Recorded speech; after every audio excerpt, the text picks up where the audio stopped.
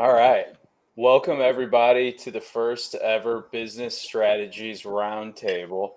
I'm joined today by not Douglas Keeney, but John Robertson, and I'm extremely grateful to have him here. We even spent some time chatting before we went live, and I talked about how I had recreated the intro video, but we were so enthralled in our conversation beforehand that I didn't get it put in there. So we got to see Doug's smiling face. Unfortunately, Doug had an emergency this morning, and John was able to hop in and be here with us.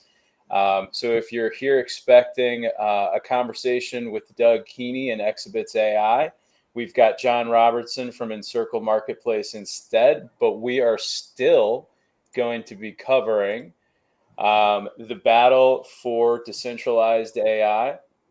John Robertson is a great friend of mine. We've been getting to know each other over the past 2 or 3 years, and he spends a ton of his time doing some really interesting research, and we've really enjoyed to go deep on some highly technical topics and some really interesting topics as they relate to the future for humanity and the future of technology.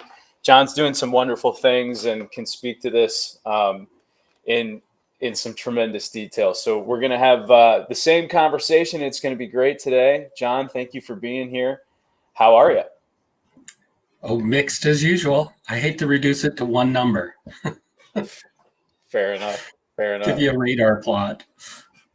When before we came live, you were telling me that one of your guilty pleasures is anime. So I'm going to put you on the spot.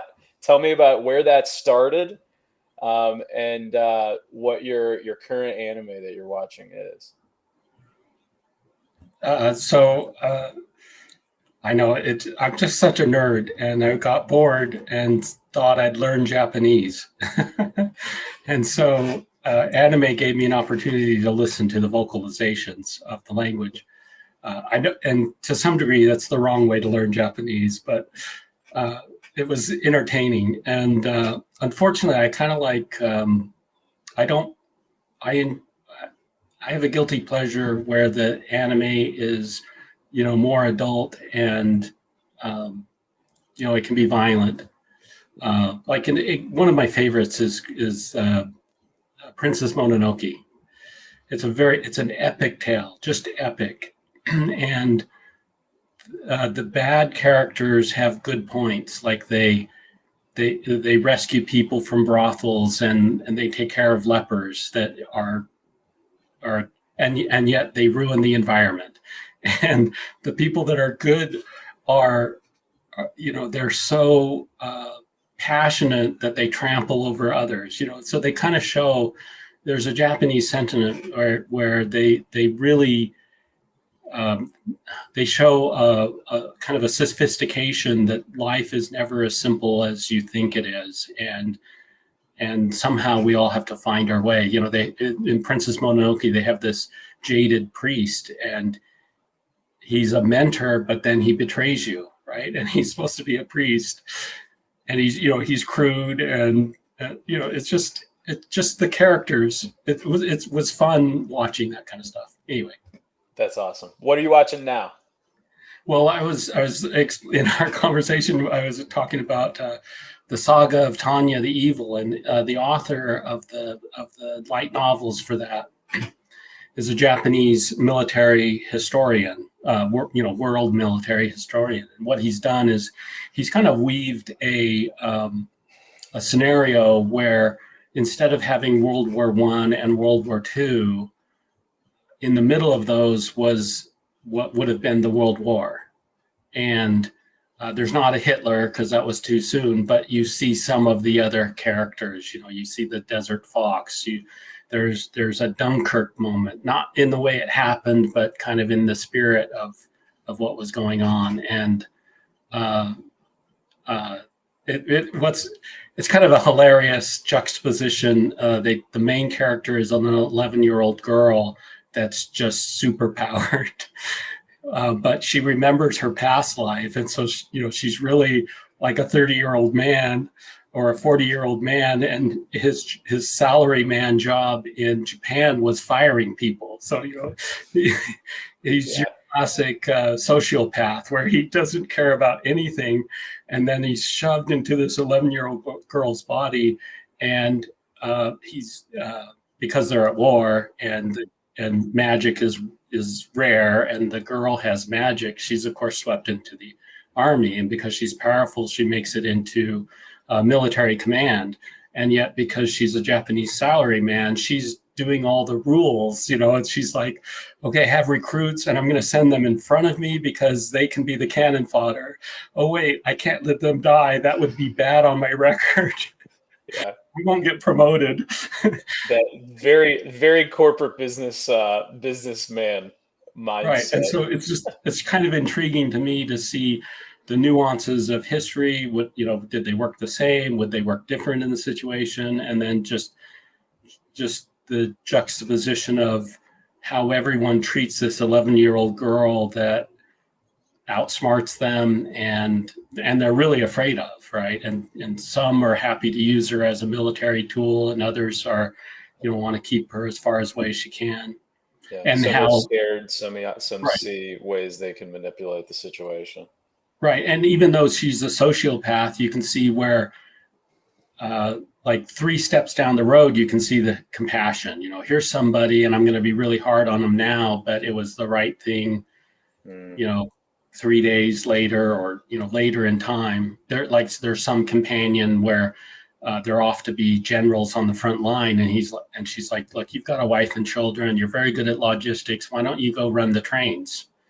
I know you're not going to be as prestigious, and you're not going to die for your country. Yeah. But you're a good, and then so that kind of works out in the stories later on of being a support character, where kind of like the Radar O'Reilly, where he can pull strings to get her what she actually needs to be successful, even though everybody's running short on everything. And right. yet right. for that man, he's alive, his family's taken care of.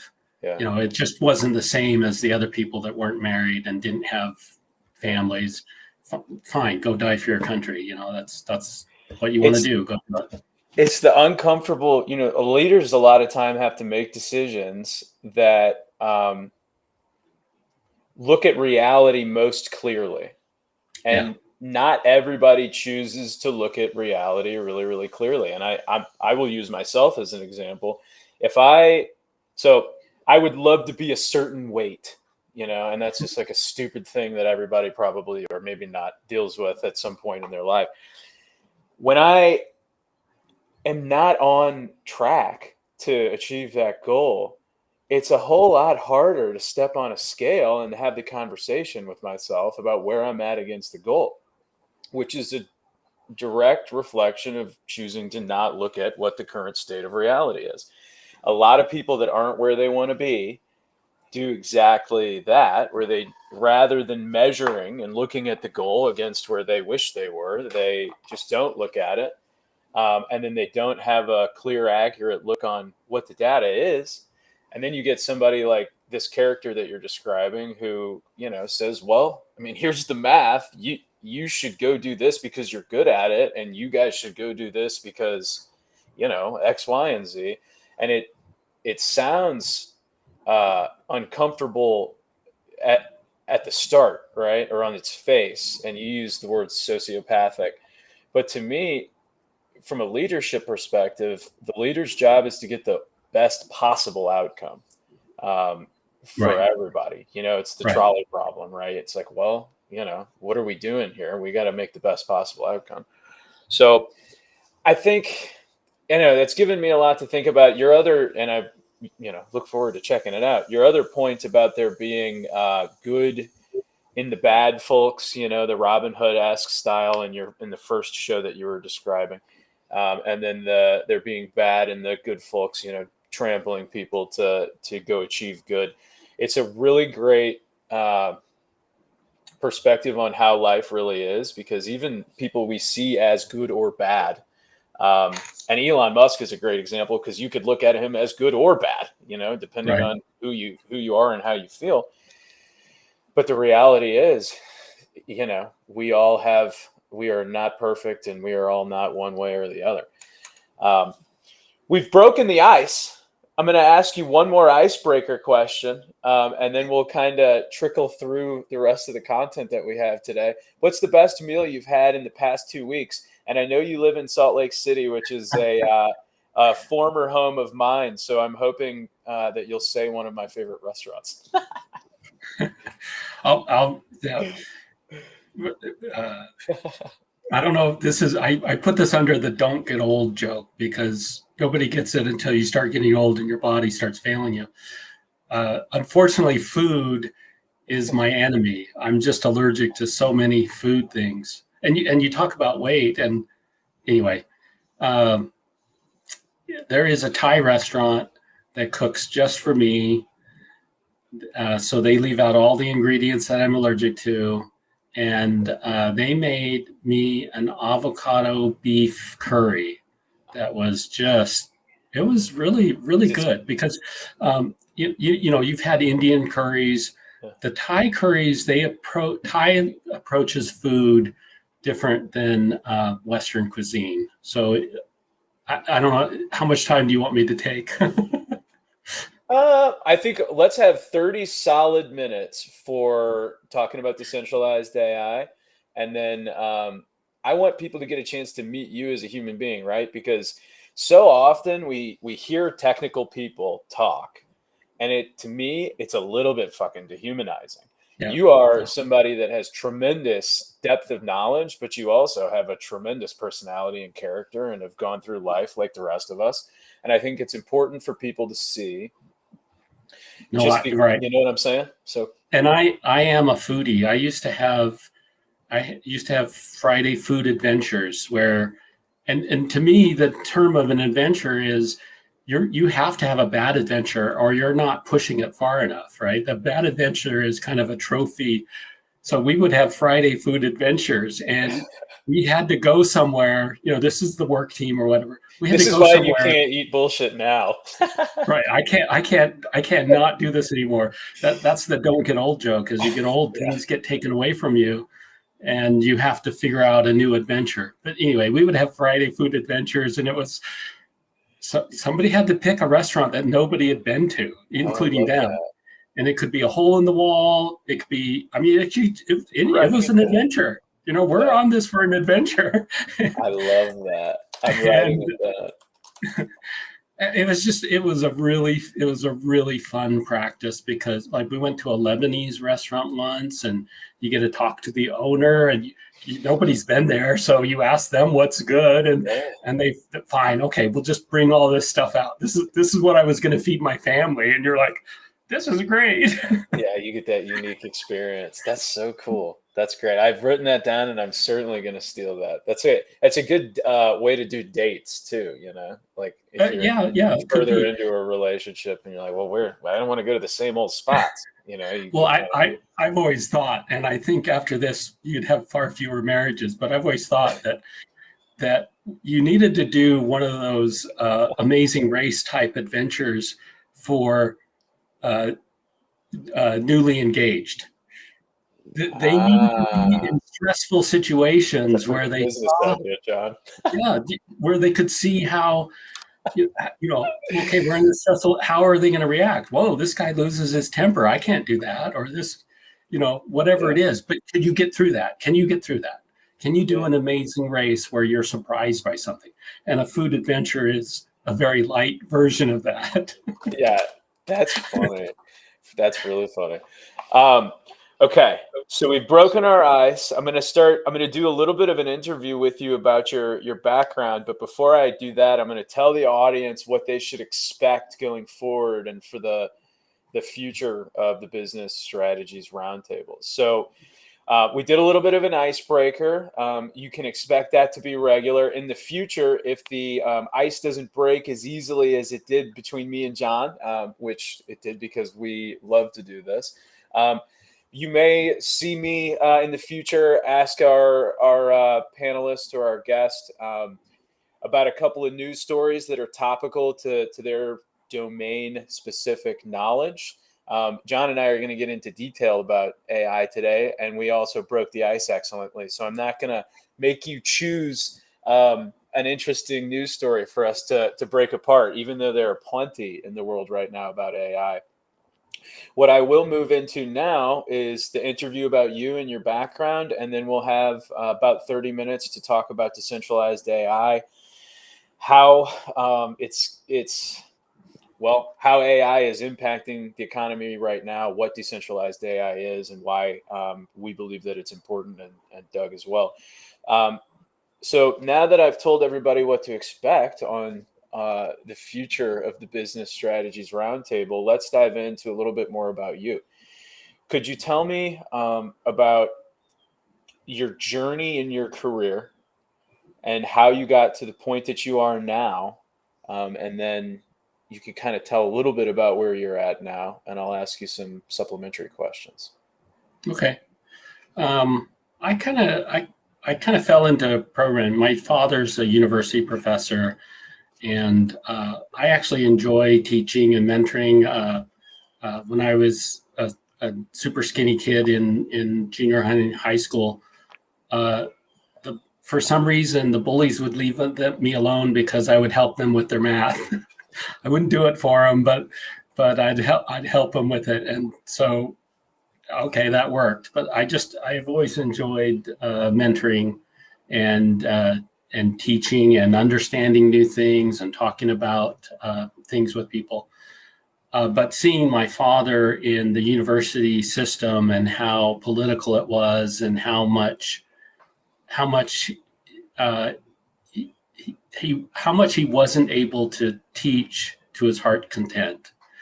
I didn't want to be a teacher, so I went to college in mathematics, and I put myself through school as a computer programmer. I actually started. This is how old I am. I started at the end of the punch card days, so I wrote punch card Fortran programs. And for those folks who don't know what that is, and it's definitely not me, please tell us.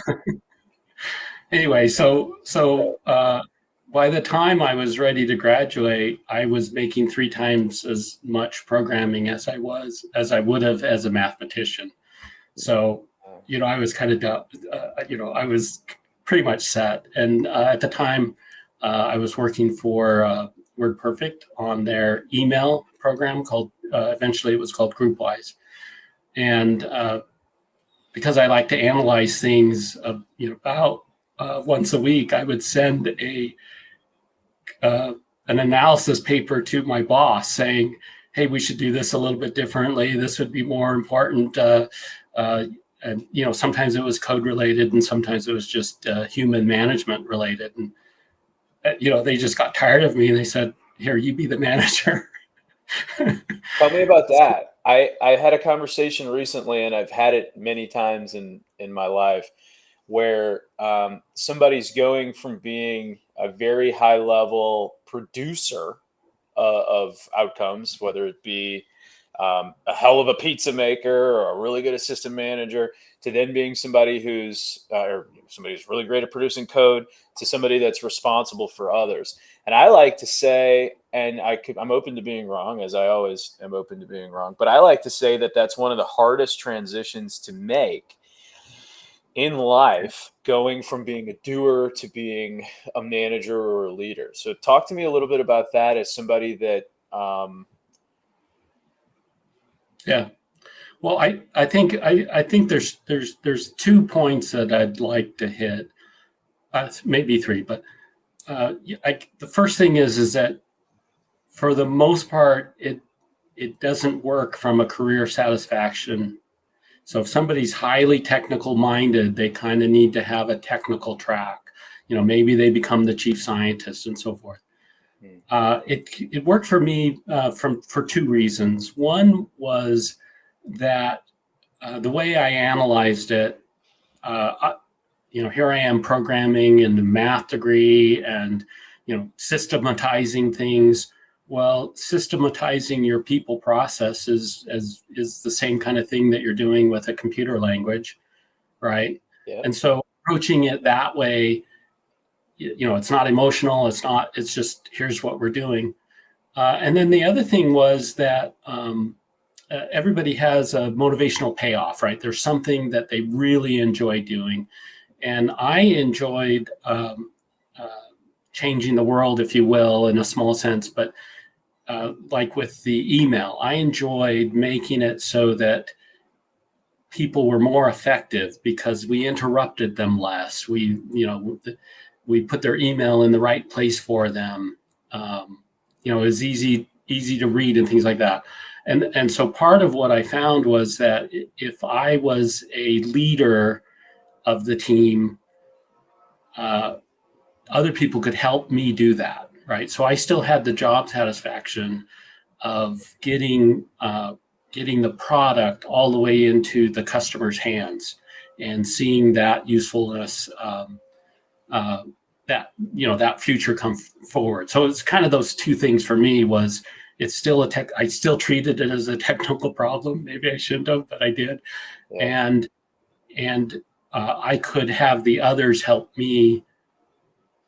I should say that differently. Maybe not. If I could get satisfaction if the whole team could deliver to the customer what the customer needed.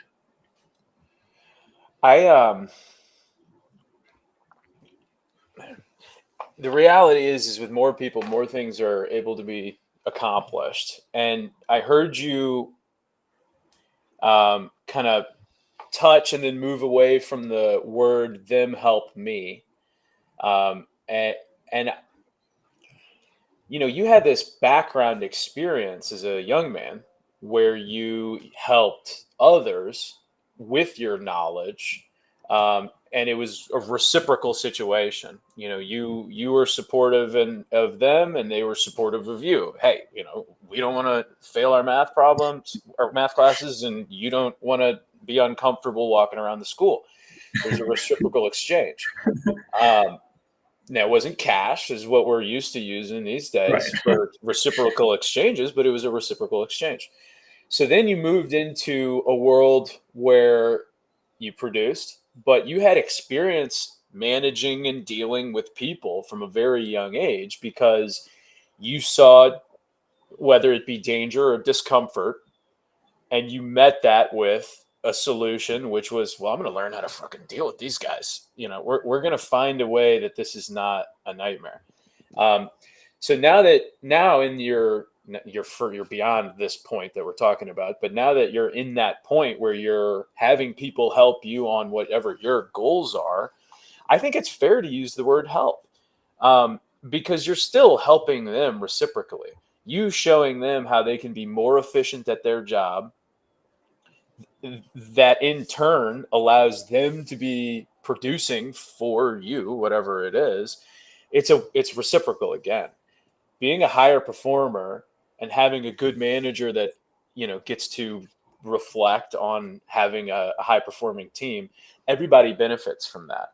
Whether Right. if it's in the world of code, and technology, or if it's in the world of pizza, where you have a district manager that supports 8 stores, and each one of those stores has a leader or a couple of leaders or a few leaders that wants to be able to advance and grow and learn. So the only thing that I just didn't love was, like, it's okay that they're helping you and you're helping them, because we're a community and we work together, and it should be that way. It's not I owe them or they owe me. It's how the hell can we figure out how to work together?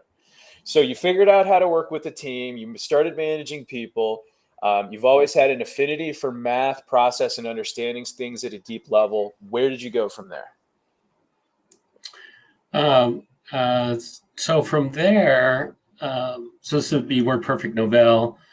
So at Novell, one of the things they dove into was digital identity, and this was well ahead of what is now Microsoft Online, or on Microsoft.com.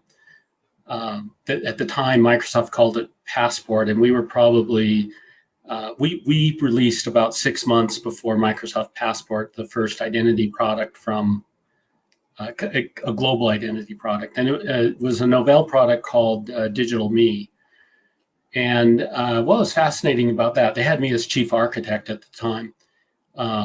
I was still managing 5 medium-sized teams that were doing different aspects of the solution. So it was a large brokered identity solution, and part of it, what fascinated me from a technical side was we treated the identity as the individual's ownership, and so you could call it hats for a metaphor. So for this website, this is the identity that I want to put forward, and for this other website, this is the identity that I want to put forward, and so on.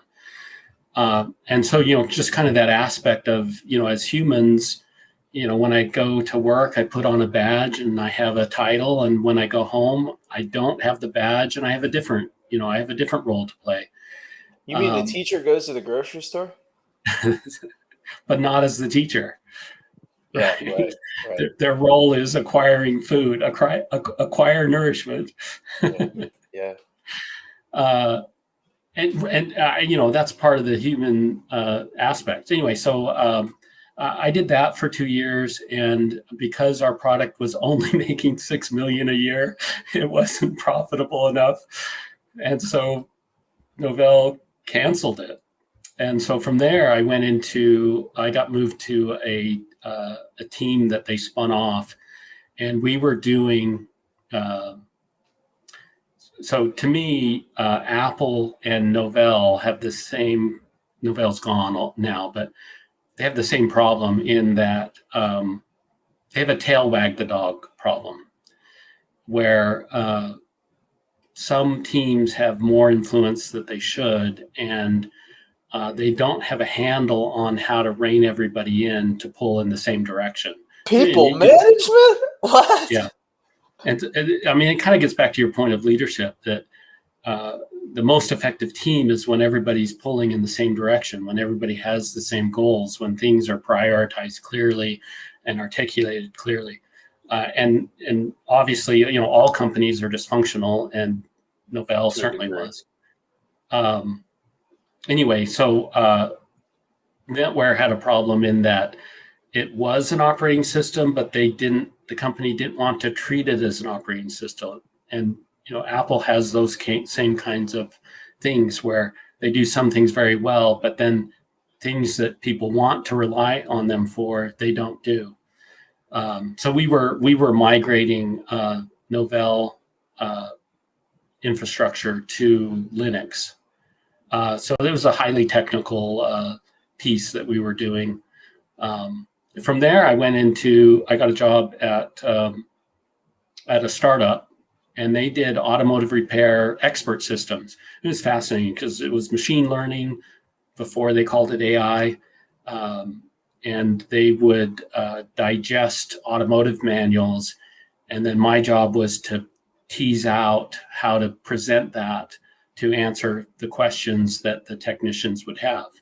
And we would pull in the context from the repair ticket. So the repair ticket would give us a huge head start on what information the tech might need, and we could present it early. And it was successful in my mind because the techs thought that our system knew more than the automotive manuals. We didn't have anything different from the automotive manuals. We were just able to surface the automotive content in a much better way. And so I was a couple of years at that. Then I moved into supercomputing, and that was a fascinating job because even though I only had a minor role, companies would crash cars with our systems. Boeing designed airplane wings with our systems. The military couldn't tell us what they did, but they would send us samples. Had to have been grow food for the needy. Right. They would send us, we called it exploding tofu. They would send us what they did, and you could watch this small square of tofu just expand out. It's just exploding. So I'll just leave it at that. I mean, we took a tour to, this is a side story, but to me so the military they would take our $5 million computer, just racks of servers. And at the end of a secret process, analysis, they would throw the $5 million computer into a machine shredder. We're like, that is so crazy. And so we asked them, what would we need to do so that you didn't have to throw the machine in the shredder? And they came up with the details. And essentially, we couldn't have anything persistent on the hardware. So we said, okay, here we go. Everything you need for this project is on this USB drive. Just boot from this USB drive. It will run your supercomputer thing. When it's done, everything gets wiped from the computer. There's nothing ever persistent. Pull the USB chip out and shred that. Yeah. So what you saved about $4,999,000 per shred there. Right. Well, and from a company standpoint, we lost 5 million. We lost lots of $5 million revenues.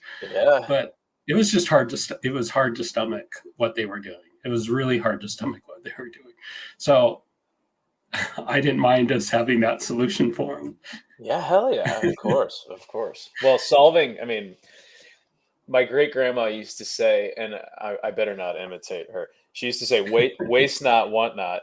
And it's freaking true, man. What the hell, $5 million worth of machinery? Like, there's so much rampant inefficiency on, I talked about it with somebody just the other day, and we're into our AI time, and I'm sure people are hopeful that we transition in there. But I was talking to somebody about just the sheer waste from the restaurant and grocery store industry. It's like nobody should be hungry, and food should not be, so expensive that it's a problem.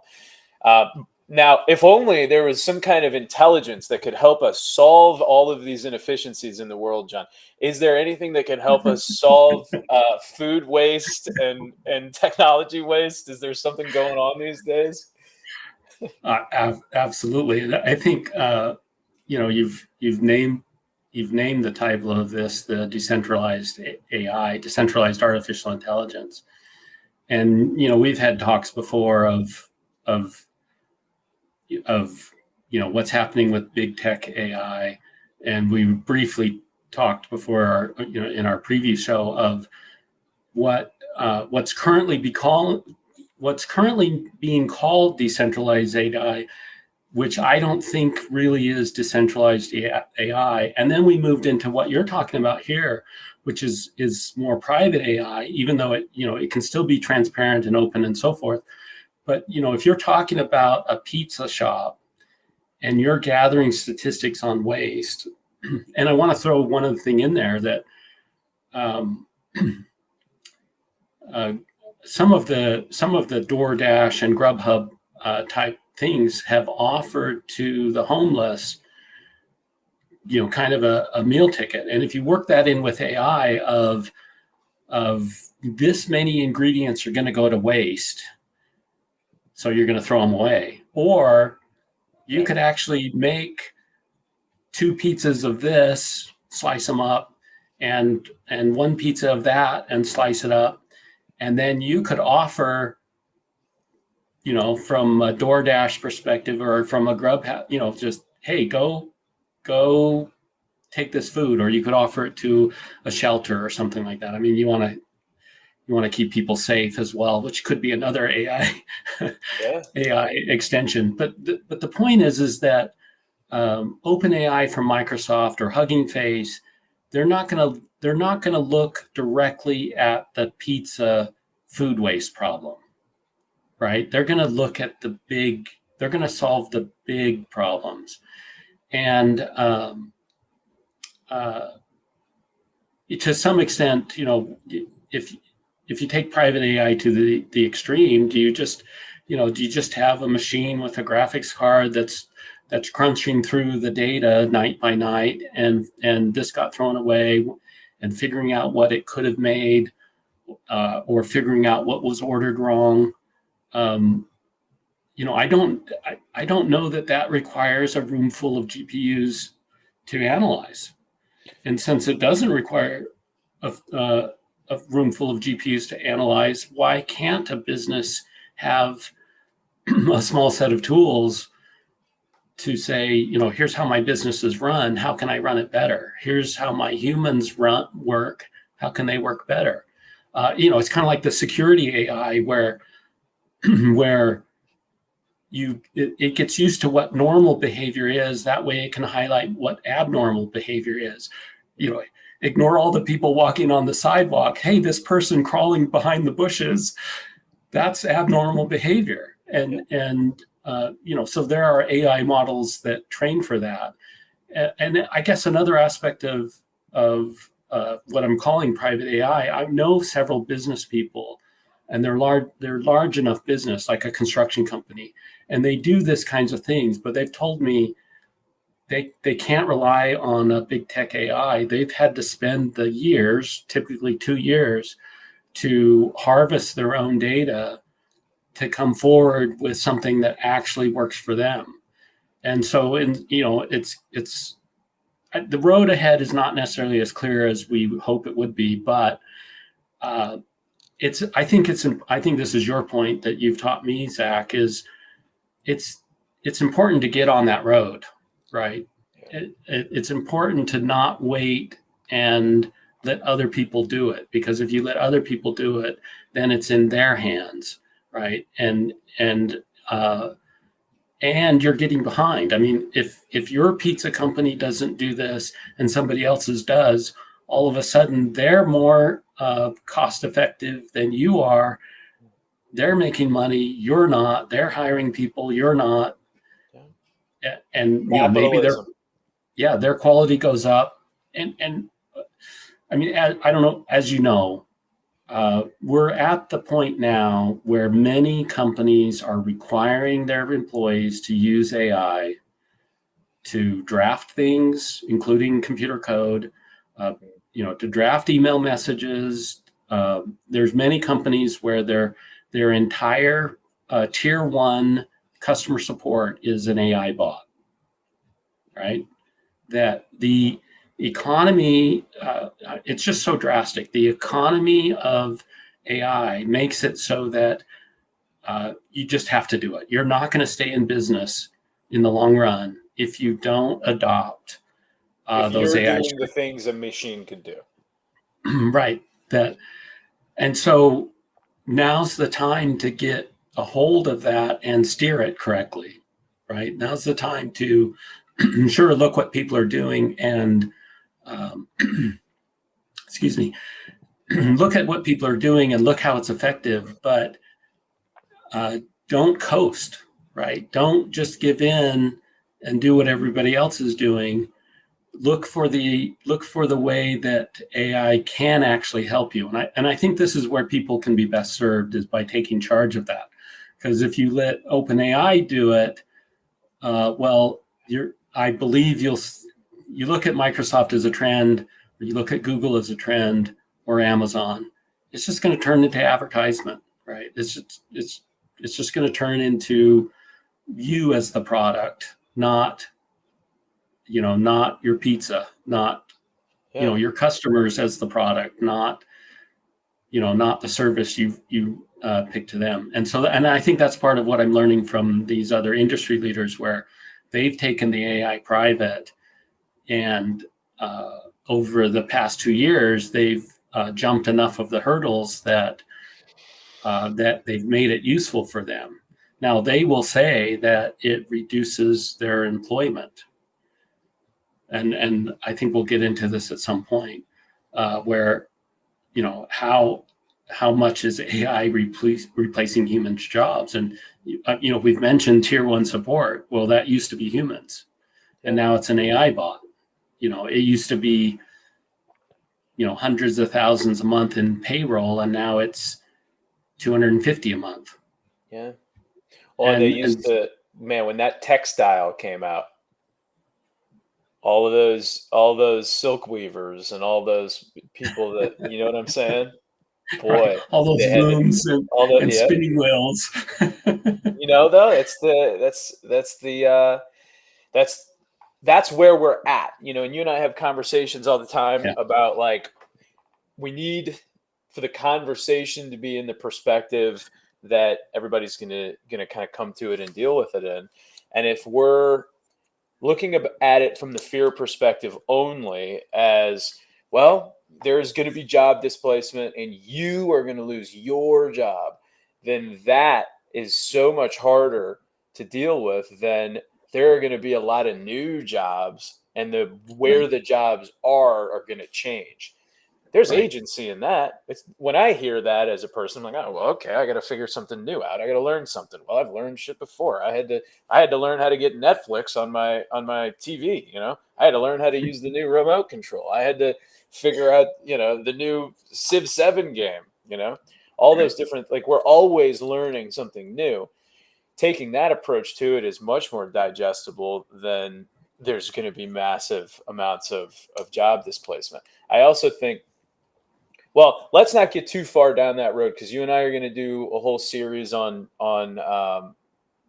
talking about myths of AI. But focusing on decentralized AI now, let's go through a couple of definitions on some of the things that we touched on. So there's private AI, there's decentralized AI, and decentralized kind of begs that there's a centralized AI. So could you go through those three different scenarios, or kind of describe the? Yeah. Thanks. Right, and to some extent, if you allow me to be a little flexible with the terms, because it is an emergent market, and so you know me, man, I don't get specific about language at all. I know you, and you will catch me on if I'm imprecise, which is important. I think in a sense that this is back to the introductions. I think in a sense that you're the good optimistic cop, and I'm the bad cynical cop. Yeah, and where we disagree is typically, especially in my case, is a blind spot. And so you help me elucidate some of those blind spots where you have a strong faith in humanity and addressing real human issues, and I have kind of a cynical, this is never going to be as good as they say it is. You and I have different amounts of time left. You know what I mean? I gotta live through all of it, and if it goes sideways, then but it's anyway, great. There's what I call big tech AI. Now, these companies, they have the money, right? They have more money than they know how to spend. Amazon, Microsoft, Meta, and Google. So that they and so they have the resource, Money and and labor. they have money, labor, and computers. Yeah. Right. Infrastructure. Amazon, of course, what are they going to do with unused CPUs? Well, why not AI? Right. Yeah. Same with Microsoft, same with Google. And to some extent, Meta has always been in social engineering from an AI standpoint. Data was the thing from the beginning. Right. With Meta. And so let's call that big tech. And I see them on the extreme end of the continuum, right? They're the stopping point. They're the Goliaths. Yeah, they're the Goliaths. Now, the current talk of decentralized AI typically points to healthcare information as a solution. And yet, when you tell me that they're going to collect data from healthcare, now it's not private. Let me say it differently. It's not private from an ownership standpoint. A healthcare network or an insurance company is what owns that data, and they can't let anybody see it. It's not transparent. You don't want it to be transparent. But so I can't call that decentralized because it's like a corporate. It's less centralized than the Goliaths. Yeah. But it's still a large healthcare company. It's still a huge insurance company. Yeah. And certainly it's useful, right? But it's useful how the company wants it to use it. Those corporations don't necessarily care how the patient wants to use it. If they can get if they can get a perceived advantage for the patient, sure, they'll do that. But if it's in their interest for the patient, right? Sure, they want goodwill. They might do something, and it might be valuable. I don't want to discount that. Yeah. But their goals are not necessarily what the patient's goals would be. And I think you should recognize that. And so in that sense, that's hard for me to call that decentralized. Yeah. So I would like to go further. Corporatized, maybe. Can we say that? Yeah, it's really corporatized AI. I think that's a better term. The other thing you see in the common justling of the decentralized AI is what they call smart contracts, which are tied up into Web3, and they're tied up into often coin networks, Ethereum, and so on. Or sometimes instead of a coin, they'll call it a token. I don't think this is necessarily a bad thing because it gives you a platform where you can incentivize the patients to share information. You can incentivize, say, a customer, maybe a customer coupon is because you've used their pizza order, then you're going to kick back a coupon and you're going to keep track of it as a token, right? So you can redeem this. Domino's sponsor this. They're just going to have to, because you can redeem this pizza token and get a little bit off your next pizza. But what we're doing is we're paying for your demographic, right? We're paying for the information that you told us. This is feeding my household of 3 people, or I'm having a birthday party for 17. You've shared that information and why you ordered the pizza, and then I'm going to feed that into my AI, and here's a coupon for a thing. So anyway, you could keep track of the compute time and so forth like that. Anyway, so corporatized AI, and then you said private AI. Yeah, so private AI to me, and I help with a better term, it would be the real estate agent or the pizza owner, right? Where it probably is the corporatized though. Well, a pizza, if it's a franchise, the franchise corporation would have the impetus, the motivation to do the AI for all the franchisees, so that they didn't have to. Yep. If it were more of just a restaurant, right? This is Chef Nancy's restaurant. Yep. That's where I get into the private, where Chef Nancy doesn't have the resources that the Goliaths have. They don't have the resources that the corporate has. They don't have the resource that the franchises have. But AI should still be able to help her. And in some extent, that's why I like the realtor agent, because even if you had a corporatized sponsor, the data set you would want to use isn't the whole world's data set. So the behemoths are going to want the whole world's. The insurance company from health, they're going to want as much data as they can get their arms around, and so on. The realtor agent is going to want whatever their area of realtor is. Now, and there's a lot of data there. So could you come up with a data model from the AI data scientist standpoint and provide that to that business owner for some fee and have them train the model and then have them start using the inference of the model with their customers and then set up that feedback loop, right? Yeah. So to me, that is the private AI, and that's, I think, the business model, if you would, to, how do we deliver that into business owners' hands where we've stepped down all the way down to the small and medium businesses where they don't necessarily have the big tech resources or the big corporation resources, and yet they can still get their handle on AI.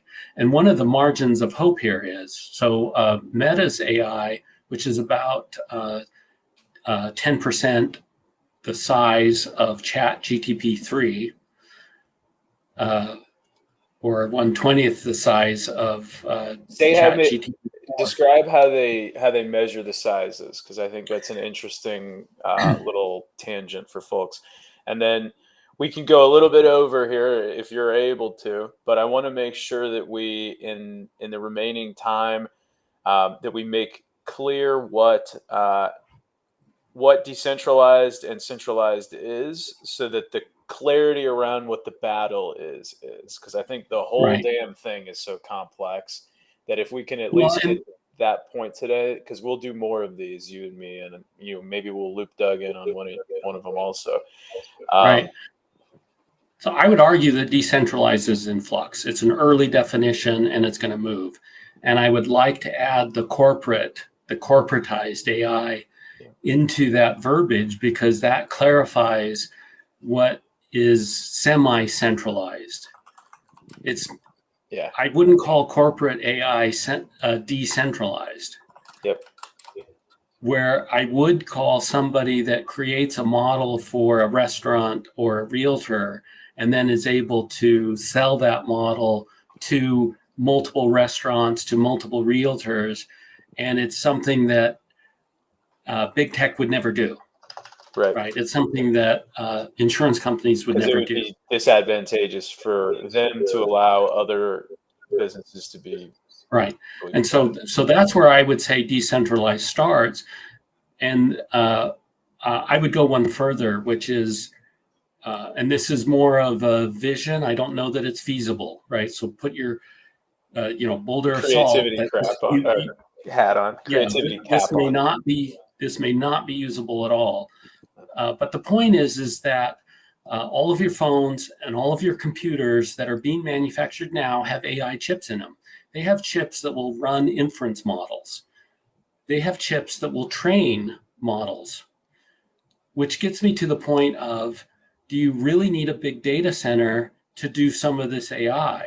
So how decentralized is it when for the realtor, her set of customers are the ones crunching the training for the model that they then use to get a leg up on the property they want to buy, right? That that there's that feedback loop, or how many times, how many people in a city would use their phone's AI to get a better. Let's say you had a gastronomy AI, right? Where the participants are, I'm just looking for, I want the gourmet experience. Where is it?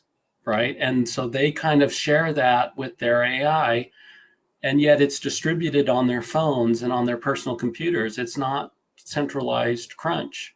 Yeah. And so, maybe you have an app that similar to Yelp, but maybe you have an app that has an AI back end, and it is capturing the data and the data points and privatizing it. And that's where you get into the transparency of how do you know it's privatized? Well, here's the OpenAI source. Here's the stream. If anybody can get identity out of the stream of data, and so on. So you can do all of those gates, which are important to decentralization. So let me throw just for so he said a ton of things there, and I like to summarize it with essentially describing you're describing what would be peer-to-peer sharing of GPUs.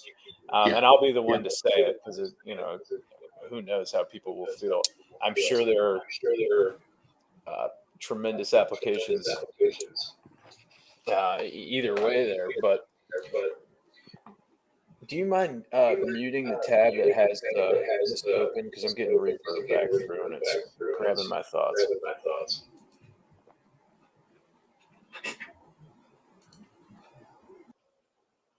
Thank you. Sorry about that. So, from a security perspective and from a security of the availability of data and access to data and sharing of data, there's a lot of different things that may come into play as it relates to the idea that peer-to-peer is possible with sharing of GPUs. You'll also have, big companies come out that will already do, and will then other ones that will go out of their way to own lots of GPUs, and they'll say things like, service is better, or access to this. And I foresee there being lots of different capitalistic scenarios that come into play. But what I think is really important is that we've posed this as a conversation, and that there are different ways it could go. There are different types of ownership of where the power, so to speak, is held. You talked about corporatized AI. We talked about big tech. We talked about decentralized, which could look like being able to distribute private AI to businesses that they can utilize. And the one that we didn't touch on is the idea of decentralized, and then decentralized in terms of the GPUs and the usage of the technology.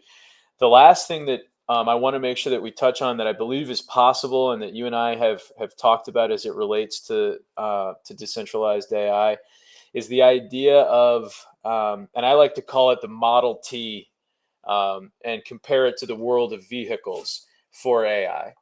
So the idea that an individual should have a personal AI, and that there be a base standard of what's offered in those personal AIs, just like there's a base standard in what's offered in your Honda Civic and your Toyota Camry. And you get your seatbelt, and you've got your this, and you've got your cup holder, and it turns on. And in the same way that there's a expectation of what the minimum is, that then sets the base for the market to then go be competitive, I think there's a large potential for models that can be distributed directly to the individual, that's used inside of the home and used within the self, not necessarily within the self, but within, the parameters of yourself, that maybe does personal security. Maybe it does, all these different things that are necessary, like my grocery list and, my math, and can you check on, add this to my Google Calendar, and all those things that a human has to do, just like a business has to do. I think there's a conversation for it being distributed in that way as well. Then you'll get into scenarios where the power and the access to GPU and compute is what makes differentiation. And the way that you get more power and compute is by utilizing the power and compute you have more efficiently, which is the capitalistic nature that we have now. Not to say there aren't issues with elements of our system now, but the idea that here's the even playing field. Now take the tools you have and see who can go be most efficient with them and create the most with them. I would love to see the world go in that direction. So we're towards the end of our time together for today, and I'm grateful for you taking the time to come and share with us on short notice. I'd love to give you a chance to talk about anything that I just said or give any comment, and then we can do some closing thoughts and give everybody a happy Friday. So the one comment that I would like to leave with is, so Facebook was, I think we'll get into metrics in a later discussion. Facebook has 1/10 the size of AI that GTP 3.5 was. And they did a beta that was too unconstrained, and their AI model was released into the wild. And that meant that other researchers were able to use the Facebook's model and do other things with it. And the private research, the university and private researchers that took, if you will, Meta's AI, were able to do phenomenal things that Meta wasn't able to do.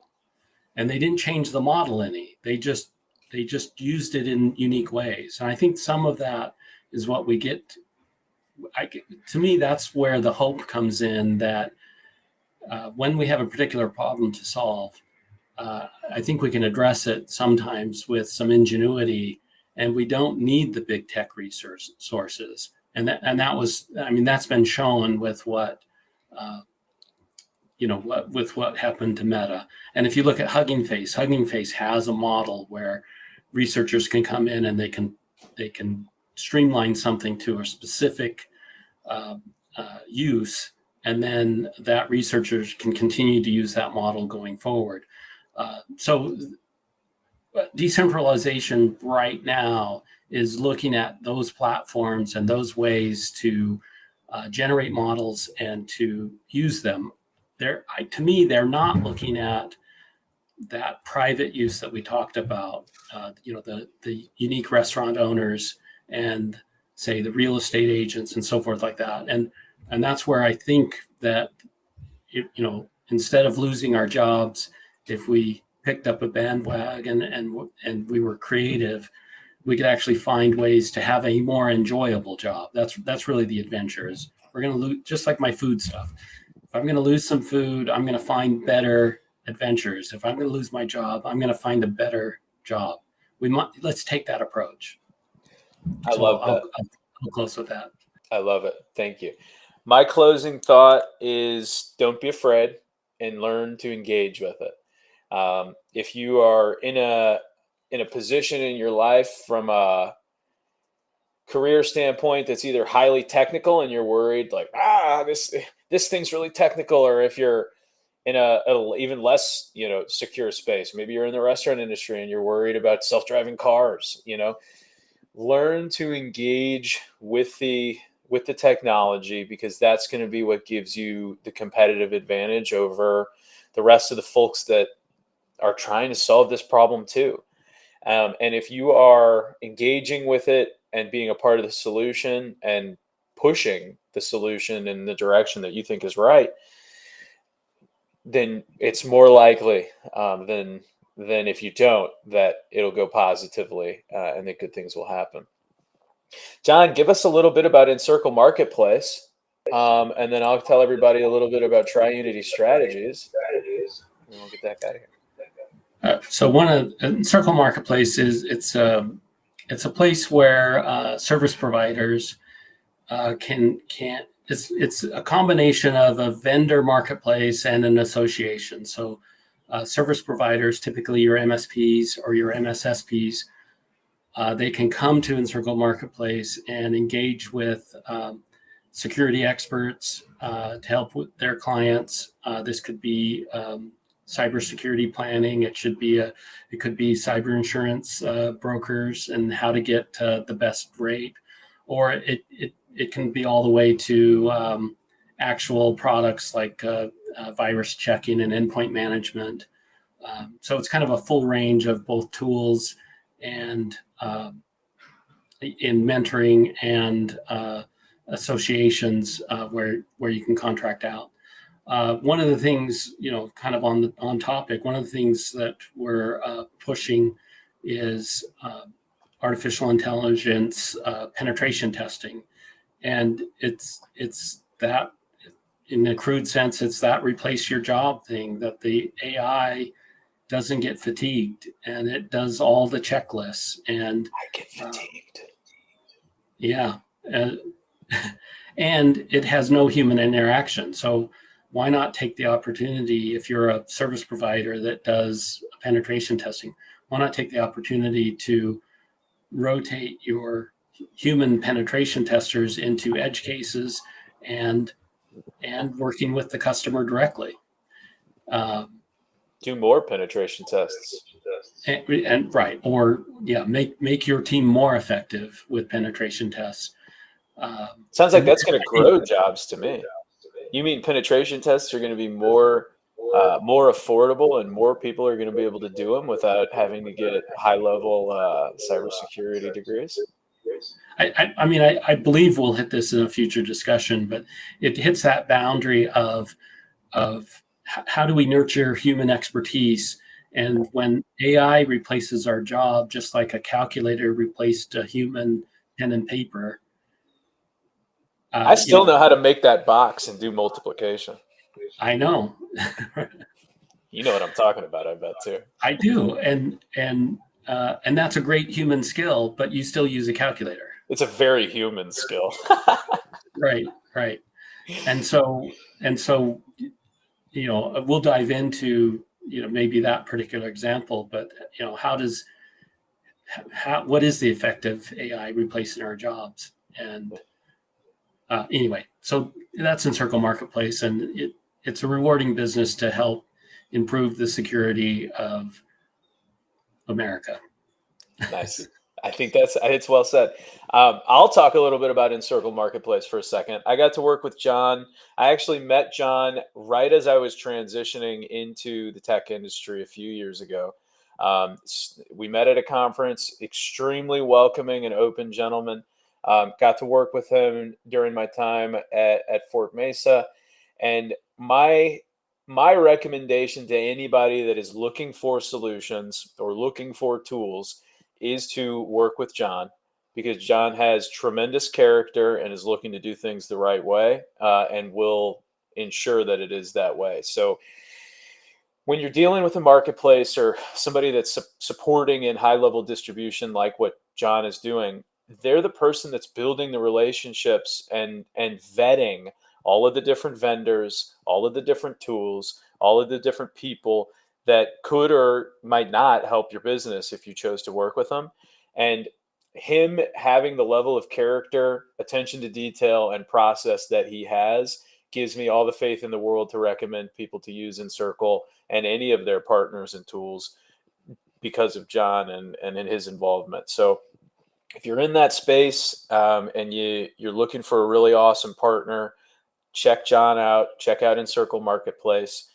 TriUnity Strategies is a full-service consulting firm that supports small businesses and startups in scaling and growing, and we help small businesses solve unique problems. So if anybody is interested in learning how TriUnity Strategies can help adopt AI into their organization or any other of the many problems that small business owners face, feel free to reach out. Next week, we're going to have Chris Eischen on from the Toledo Tech Loft, talking about what we're hoping to do in Toledo, building a wonderful community around tech and innovation. John, thank you so much for coming. Looking forward to the next time we have you on, where we'll get more into the myths about AI. And for those watching today, please make sure to like and follow. It helps out a ton, and we hope to see you next week.